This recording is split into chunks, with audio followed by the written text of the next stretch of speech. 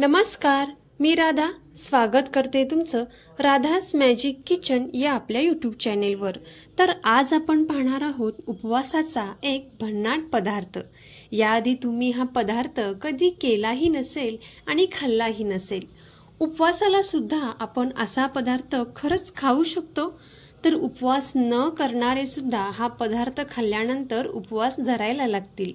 असा हा पदार्थ फक्त 15 मिनिटांमध्ये तयार होणारा। ना इडली, ना डोसा, ना वडे, ना खिचडी।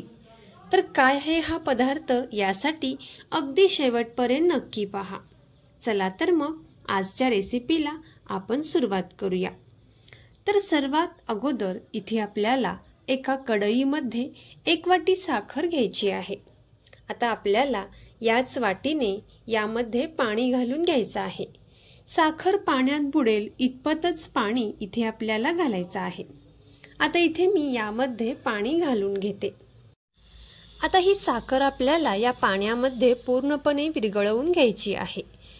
तोपर्यंत जर तुम्ही आपल्या चॅनेलवरती नवीन आला असाल तर नक्कीच आपल्या चॅनेलला सबस्क्राइब करा आणि सबस्क्राइबच्या पुढचे बेल आयकॉनचे बटन दाबा, जेणेकरून इथून पुढच्या छान छान रेसिपीज सर्वात अगोदर तुम्हाला पाहायला भेटतील। आता या पाण्याला छान अशी उकळी आलेली आहे आणि इथे आपला हा साखरेचा पाक तयार झालेला आहे। आता यानंतर गॅसचा फ्लेम इथे आपल्याला बंद करून घ्यायचा आहे। पाहू शकता तुम्ही या पद्धतीने बुडबुडे आल्यानंतरच गॅसचा फ्लेम इथे आपल्याला बंद करून घ्यायचा आहे। आता आपण हा तयार केलेला साखरेचा पाक एका साईडला ठेवून देणार आहोत। यानंतर इथे आपल्याला एक पसरट नॉनस्टिक पॅन घ्यायचा आहे। या पॅनला आपल्याला इथे थोडंसं तेल लावून घ्यायचं आहे। पाहू शकता तुम्ही एखाद्या ब्रशच्या सहाय्याने इथे मी या पॅनला तेल लावून घेते।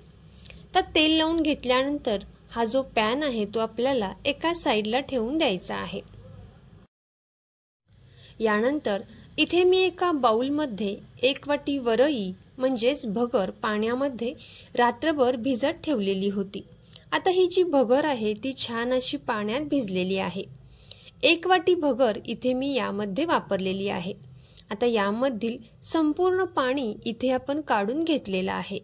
जर तुमच्याकडे भगरीचे पीठ असेल तर इथे तुम्ही 1 वाटी भगरीचे पीठ नक्कीच वापरू शकता। यानंतर आता ही भिजवून घेतलेली भगर जी आहे ती आपल्याला एका मिक्सरच्या भांड्यामध्ये काढून घ्यायची आहे। संपूर्ण भिजवलेली भगर इथे आपण या मिक्सरच्या भांड्यामध्ये काढलेली आहे।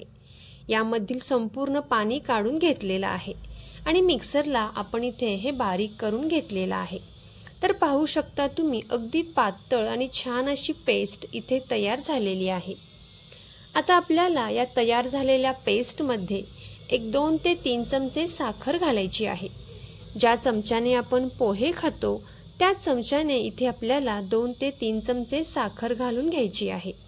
त्यानंतर 1 केळ आपल्याला यामध्ये घालायचा आहे। एका सुरीच्या सहाय्याने इथे आपण हे 1 केळ कट करून घेतलेला आहे। त्यानंतर 2 ते 3 चमचे साजूक तूप इथे आपल्याला थोडंसं गरम करून यामध्ये घालायचं आहे। खूप जास्त गरम असं नाही, पण कोमट तूप इथे आपल्याला यामध्ये घालायचं आहे।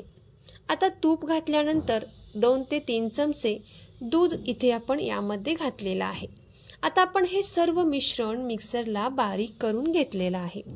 तर पाहू शकता तुम्ही याची कन्सिस्टन्सी या पद्धतीची तयार झालेली आहे। इथे आपण यामध्ये पाण्याचा वापर अजिबात केलेला नाही। आता हे बारीक केलेले हे जे मिश्रण आहे ते आपण एका बाउलमध्ये काढून घेतलेलं आहे आणि यावरती झाकण ठेवून 5 ते 6 मिनिटांसाठी हे असेच साईडला ठेवून द्यायचं आहे। 5 ते 6 मिनिटांनंतर इथे आपण हे मिश्रण एकदा चमच्याच्या सहाय्याने छान असं मिक्स करून घेणार आहोत। आता हे मिश्रण छान असं मिक्स करून घेतल्यानंतर यामध्ये आपल्याला बेकिंग सोडा घालायचा आहे आणि यावरती इथे मी 1-2 चमचे केशर दूध घातलेलं आहे। केशर हे दुधामध्ये थोडंसं भिजवत ठेवलं होतं आणि ते 2 चमचे दूध यामध्ये मी घातलेलं आहे। तुम्ही ते दुधाऐवजी थोडंसं पाणी घातलं तरी सुद्धा चालेल। आता आपण हे चांगलं मिक्स करून घेणार आहोत। 1-2 मिनिटांपर्यंत इथे आपल्याला हे छान असं फुलवून घ्यायचं आहे। सोडा घातल्यामुळे हे मिश्रण छान असं फुललं जातं। आता हे फुलल्यानंतर लगेचच आपल्याला हे मिश्रण आपण ज्या पॅनला तेल लावून घेतलेलं आहे त्या पॅनमध्ये आपल्याला हे मिश्रण टाकून घ्यायचं आहे। तुम्ही जर रेसिपी इथपर्यंत पाहत आलाच आहात तर नक्कीच या रेसिपीला लाईक करा, चॅनेलला सबस्क्राईब करा आणि सबस्क्राईबच्या पुढचे बेल आयकॉनचे बटन दाबा, जेणेकरून इथून पुढच्या खूप छान छान रेसिपीज सर्वात अगोदर तुम्हाला पाहायला भेटतील। आता हे संपूर्ण मिश्रण इथे आपण या पॅनमध्ये काढलेलं आहे। पॅन थोडासा आपल्याला इथे टॅप करून घ्यायचा आहे, जेणेकरून यामध्ये जे एअर असेल ती बाहेर येईल।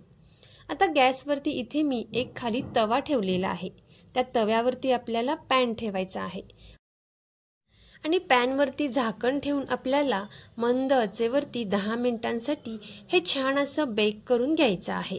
10 मिनिटांनंतर पाहू शकता तुम्ही याला कलर देखील छान असा आलेला आहे।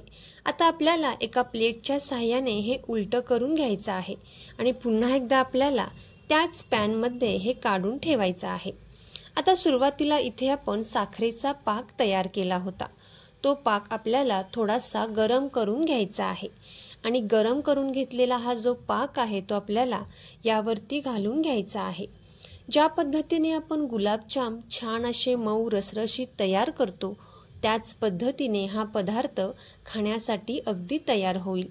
तर इथे संपूर्ण पाक इथे आपल्याला यामध्ये घालायचा आहे। पाक जर कमी पडत असेल तर तुम्ही आणखीन थोडासा पाक करून यामध्ये ओतू शकता। आता संपूर्ण पाक घातल्यानंतर यावरती आपण थोडेसे ड्रायफ्रूट्स घालून घेणार आहोत। इथे मी बारीक चिरून घेतलेले बदाम, पिस्ता आणि थोडंसं केसर घालून घेतलेलं आहे। आता एक 10 मिनिटांसाठी इथे मी हे छान असं पाक मुरण्यासाठी एका साईडला ठेवून देते। तर तुम्हाला जर ही रेसिपी आवडली असेल तर नक्कीच ही रेसिपी आपले मित्र मैत्रिणी आणि नातेवाईकांसोबत शेअर करा।